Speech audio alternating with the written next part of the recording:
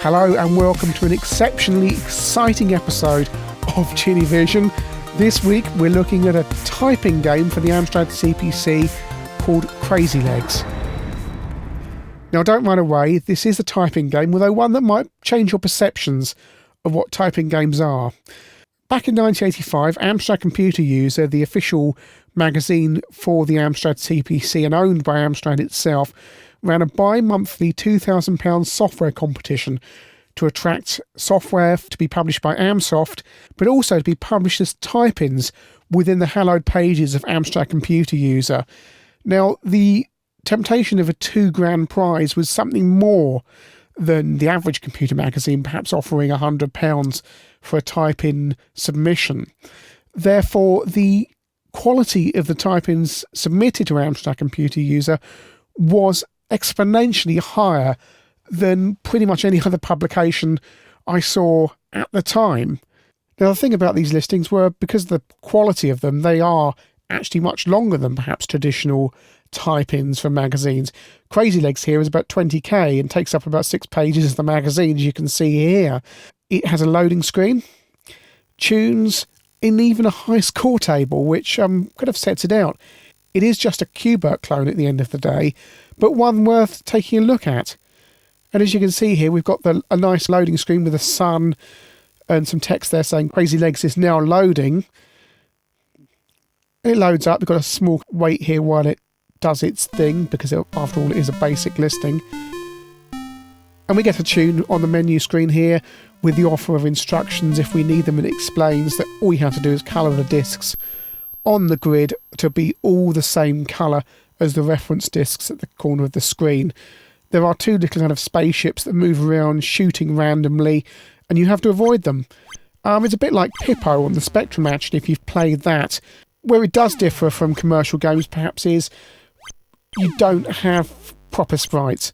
All the graphics here are from the Amstrad's UDG set. So you've got the little man, that's one of the UDGs, the little spacecraft there shooting you. Again, so nothing particularly clever there, but it's quite fun to play. The controls can be a little bit frustrating, takes a little bit of effort to get your man to move. But, you know, if you change the sprites here, polished it up a bit, this would be good enough for a commercial release. It's quite fun, quite a challenge, and I was just actually thinking that if you look at the quality of many commercial releases for machines like the BBC Micro, this matches it. It really does. I don't know if that says more about the quality of the type-in or the abysmal quality of many of the BBC Micro releases that were put out. But no, Crazy Legs is quite a fun game, and there's quite a challenge here. Every level you get a little bit more difficult. On level 2 you've got to colour the discs twice. Level 3 you've got to colour them 3 times, and they change back again if you hit them too many times, which makes it even more of a challenge.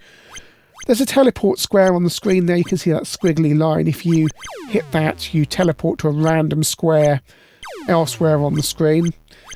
Beyond that, there's not much of a challenge. You get a higher score for completing each screen within a better time frame. As you can see, time counting down there. We get a bonus at the end of each level, which is nice, and little kind of animation here with the spaceship shooting the amount of points you get. As I say, it's got a nice level of presentation for a basic typing game. You would have had a bit of a time typing it in, because as I say, it's a 20k game.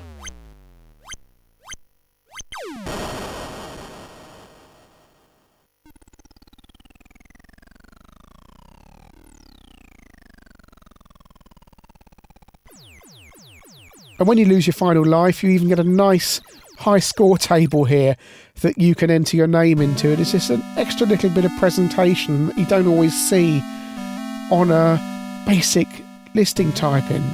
So it is a well-presented game. Of course, should you press the escape key, you break straight into the listing. So we can have a quick sneaky peek at the listing here. And naturally, because it is basic, it's dead easy to get into the listing and change things around and have a play if you want to. The listing is well commented, so you can actually see what's going on.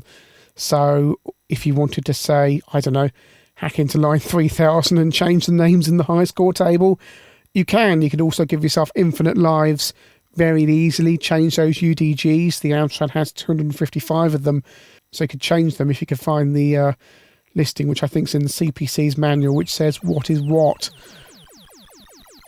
So now here we are with our nice modified high score table.